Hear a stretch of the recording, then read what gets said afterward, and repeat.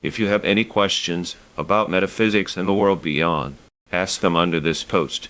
Until I put up a new post, usually the next day or the day after, I check the comments and answer them. If your question is about religion, I'll answer what I know and share the source in the comments. If I don't know, I'll ask a close acquaintance who studies the subject. I'm not a religious authority, since some questions fall completely outside my expertise. I want to talk to you about the elves. The world of the elves has an enormous population overall. They are the most populous beings in the world beyond. There are many different elven kinds, and their world has been struck twice by invasion and cataclysm, events that completely changed the course of their lives, their races, and their kings. The last time this happened was during the War of Ancient Times, when an ice age gripped the entire elven world. At that time, the elves had one great king named Calmer. He ruled through many ups and downs before he eventually died. At one point, Fallen himself, the head of the demons, had stolen Calmer's soul, and the elves only managed to recover it with great difficulty. After the great king's death, a successor was chosen, but he could not keep all the kings, though the elven world united. They scattered and split into 7 main branches. These are the ancient original elves. From these same 7 branches, 16 further kinds later emerged.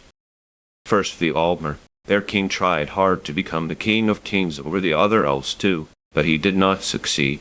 The Altmer have bright, glowing white eyes. Second, the Bosmer, or the wild elves.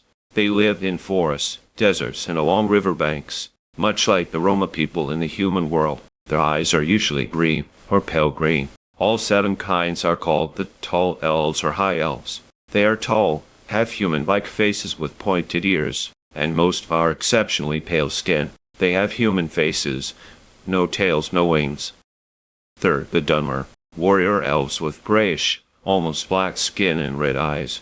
Dunmer typically live in darkness and can't tolerate much light. The great King Calmer raised this race as warriors because the elven world was constantly attacked by demons and devils from the Meadowlands.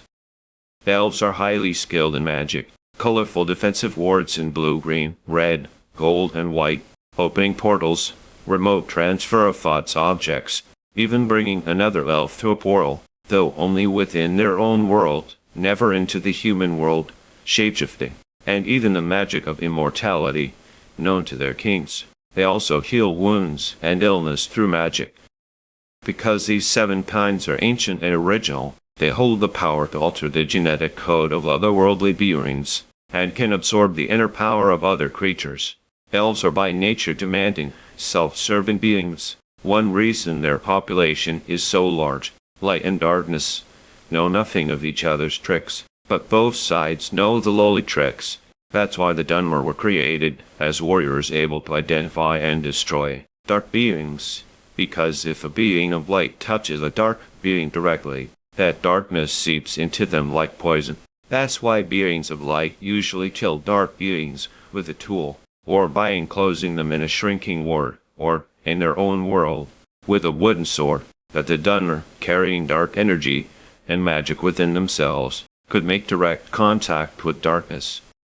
Fourth, the Bosmer, also called the Wood Elves.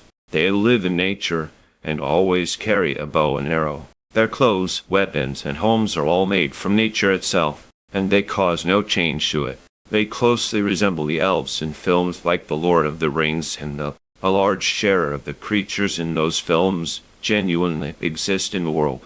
Hobbit, beyond, even though the plots themselves aren't real. 16 further kinds later emerged from the ancient Bosmer race. One of them is the Dunmer. The Orc later emerged from the Dunmer. The Orc is not an ancient being. It resulted from crossbreeding between Dunmer and demons, which is why it leans toward evil. Fifth, the Dwemer, the dwarven race of the elven world, a mix with an ancient mountain race called Teriel. They live in underground cities or mountains. The goblin comes from the Dwemer line, and is not an ancient being. It resulted from intermarriage within the Dwemer. 6. The Falmer, or the Snow Elves. The underground, dwelling Dwemer tormented the Falmer greatly, deceived them, and exploited their energy, spirituality, and knowledge. Snow Elves live in snow and ice, and everything about them, hair, clothing, is white. 7th, the Meormer, or the Sea Elves. They have 16 different kinds. Sea elves live in water, but the blue elf is amphibious, living both on land and in water. One of the best known is Eldrin, whose appearance and color change with the seasons. Note, our dimension has 4 seasons, but the Middlelands and most layers of the parallel worlds, the third dimension, don't. Only 3 layers, the world of doubles, the world of deeds and places, and the world of energies have 4 seasons. Most elves stop aging at a certain point, and never grow old, even centuries after their birth, since time passes differently there. Morflog is another blue elf, sometimes confused with forest or water fairies.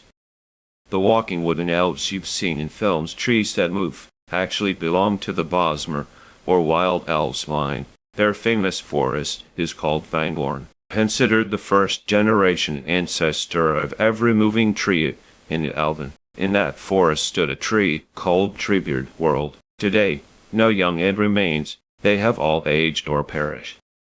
After Kalmar's reign collapsed, centuries passed with each kind going its own way without unity. During this time, a demon named Loloth entered the Elven world to throw everything into chaos. In that ancient era, Loloth drained the energy, the souls, of thousands of elves and killed them.